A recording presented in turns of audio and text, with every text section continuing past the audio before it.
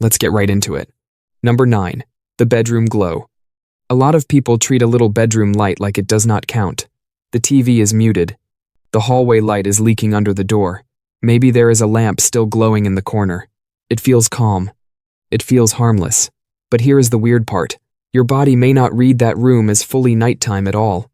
In a 2022 study highlighted by the NHLBI, researchers had 20 healthy young adults sleep in a dim room and then in a room with moderate light. And the brighter room was not some insane spotlight. One commonly cited level was around 100 lux, which is well within the range of what a very normal bedroom can hit. By the next morning, the people exposed to that light had a higher heart rate during sleep and worse insulin sensitivity markers. That does not mean one night with the TV on gives you heart disease. That would be overselling it. But it does mean this cozy little habit is probably not as neutral as people think. Light at night can keep your system more switched on, almost like your body is stuck in half-day mode when it is supposed to be fully off. So the room may look restful. Your nervous system may be telling a different story. Number 8. The overnight contacts trap. Be honest. If you wear contacts, you have probably told yourself the same little lie. I'm just tired. I'll sleep in them once. It's not a big deal. But that tiny shortcut is a lot riskier than people think. The CDC says sleeping in contact lenses can raise your risk of a serious eye infection by 6 to 8 times. And this is not some weird edge case. Around 45 million Americans wear contacts, and about 1/3 admit they sleep or nap in them. So this is not rare bad judgment. This is a normal habit people keep brushing off. The reason it matters is pretty simple. When you leave lenses on overnight, your eye gets less oxygen, and the lens can trap microbes and debris against the cornea. It is basically like sleeping with a damp film sealed over a surface that is supposed to breathe, and when that goes wrong, the damage can get ugly fast. CDC case reports have linked this habit to severe corneal infections, eye pain, ulceration, long treatment, and in some cases, permanent vision loss. Not every person who crashes in their contacts gets an infection, but the thing that helps you see clearly all day can absolutely become the thing that puts your vision at risk overnight. Number 7. The Scalding Sip. Most people hear this one backwards. If a hot drink sounds risky, they assume the problem must be the coffee, or the tea, or whatever is in the cup. But the real twist is that the danger may not be the drink at all. It may be the heat. Back in 2016, the IARC looked at more than 1,000 studies across coffee, mate, and very hot beverages, and what they landed on was a lot more specific than the internet version. Very hot beverages, meaning above about 65 degrees Celsius, were classified as probably carcinogenic to humans. Coffee itself was not classifiable as carcinogenic. That is a huge difference, because it shifts the whole question from what are you drinking to how hot are you drinking it. The idea is not that one scorching sip suddenly wrecks you. This is a hazard classification, not a personalized prediction. But the mechanism makes uncomfortable sense. Repeatedly exposing your esophagus to very hot liquid may create recurrent thermal injury, which is a lot closer to scalding a surface over and over than swallowing some mystery toxin. So the risk might not be hiding in the recipe. It might be hiding in the ritual. Number 6. The Earbud Creep. This one does not feel dangerous while it is happening. That is exactly the problem. Earbuds are part of normal life now. You throw them on while commuting, studying, walking, working out, maybe all 4 in the same day. And because nothing seems obviously wrong in the moment, people assume the risk must be low. It is not. The WHO says more than 1 billion young people are at risk from recreational sound exposure, and the math gets ugly faster than most people realize. Around 80 decibels is considered safe for up to 40 hours a week. Push that to 90, and you are down to about 4 hours. That is the part people miss. Loudness and duration stack. So a volume level that feels totally fine can still be a bad deal if you live there long enough.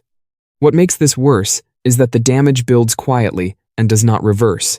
Loud sound can damage the tiny hair cells in your inner ear that turn vibrations into nerve signals.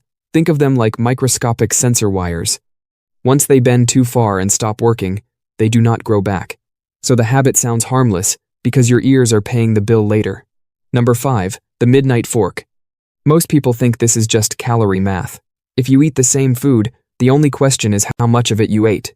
But the real twist is that your body may care about when you eat almost as much as what you eat. That is why late-night eating keeps showing up in chrononutrition research. Midnight snacks feel harmless because they look like time-shifted calories. Same pizza, same dessert, same bowl of cereal. Just later. But human studies highlighted by the NHLBI keep pointing in the same direction. People who eat later can have a harder time with weight loss, and controlled lab work found that late eating increased hunger and lowered energy expenditure. In other words, the food is not the only variable. The clock is in the room too. The reason that matters is that your body does not run metabolism the same way at every hour. Hunger hormones, glucose regulation, and energy use appear to behave differently later in the biological day. It is a little like trying to run the kitchen during cleanup time. That does not mean there is one magic cutoff where eating suddenly becomes bad for everyone. The field is still evolving. But it does mean your stomach may say, still hungry, while your circadian system says, wrong shift. Number 4. The Deli-Meat blind spot. A sandwich does not look like a cancer story. That is what makes this one hit so hard. Bacon, ham, hot dogs, sausage, Deli-Meat, most people file those under convenient protein, not formal carcinogen territory. But that is exactly where the correction lands. After reviewing more than 800 studies, the IARC classified processed meat as carcinogenic to humans, with the strongest evidence tied to colorectal cancer. And one pooled estimate found that eating about 50 grams a day was linked to roughly an 18% higher risk of colorectal cancer. That does not mean one hot dog is some kind of medical disaster. It does mean this category is a lot more serious than the vague, probably not the healthiest label people usually give it. The reason is that processed meat is not just meat. It is meat that has been cured, smoked, fermented, salted, or otherwise altered. And that process can create carcinogenic compounds like nitroso compounds and PAHs. In other words, the quick lunch fix comes with a chemical backstory most people never picture, and that is the blind spot. Not that processed meat is secretly dramatic, but that it became so normal, people stopped noticing what it actually is. Number 3. The social drink illusion. Most people still sort alcohol into 2 boxes. Heavy drinking is the dangerous one. Moderate drinking is the normal one. Maybe even the classy one. A glass of wine with dinner, cocktails at brunch, 1 beer after work.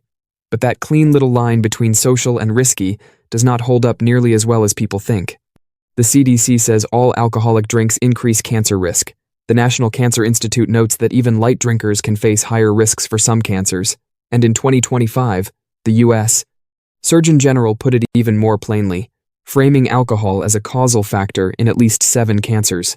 That is the part public awareness has not really caught up with. People still talk about alcohol like it is mainly a liver problem, when the cancer language around it has gotten much stronger. And the reason is not mysterious. Alcohol is not just a drink your body politely ignores. Ethanol gets metabolized into acetaldehyde, which can damage DNA, increase oxidative stress, and alter hormone pathways.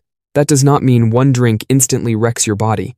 Risk is not identical across every cancer or every level of intake. But the honest version is simpler than the myth. Alcohol can raise cancer risk even at low levels, and more drinking raises it more. So social drink is not a safety category. Number 2. The ultra-processed default. This one is not really about junk food. That is the comforting lie. People hear ultra-processed and picture obvious trash, then assume the real issue is just weak willpower. But the bigger problem is that a huge chunk of modern food is built to feel normal, convenient, and easy to keep eating. That is what made the NIH trial so unsettling. In a controlled inpatient study, adults were put on an ultra-processed diet and then on an unprocessed one, with meals matched for calories and macros. And on the ultra-processed diet, they still ate about 500 extra calories a day and gained about 0.9 kilograms in just 2 weeks. That is the twist. The formulation itself seemed to change behavior. Not just the label, not just the vibe, the way the food was built. And that helps explain why this category keeps showing up in broader health research too. Ultra-processed food is not one single ingredient problem. It is more like food, engineered to create as little friction as possible for appetite, texture, eating speed, satiety, energy density, all of that can start pushing in the same direction. That does not mean every packaged food is identical or that every ultra-processed item works the same way, but it does mean the modern supermarket default may be doing more than feeding you. It may be quietly teaching you to overeat. Number 1. The sleep debt lie. "I'm fine on 6 hours" has become one of those weird modern flexes. People say it like they hacked biology, like sleep is just spare time you can shave down and pay back later. But your body does not treat sleep like extra padding. It treats it like maintenance. Adults are generally advised to get 7 to 9 hours, and the CDC uses under 7 as the short sleep threshold. That matters because habitual short sleep is tied to a whole pile of problems that go way beyond feeling tired. We are talking worse glucose handling, appetite disruption, mood problems, slower reaction time, and higher long-run health risk. In other words, the cost does not just show up as yawning. It shows up in systems you rely on all day and barely notice until they start slipping. And this is not some tiny niche issue. About 1 in 3 adults do not regularly get the recommended uninterrupted sleep, with CDC state estimates landing roughly between 30 and 46%.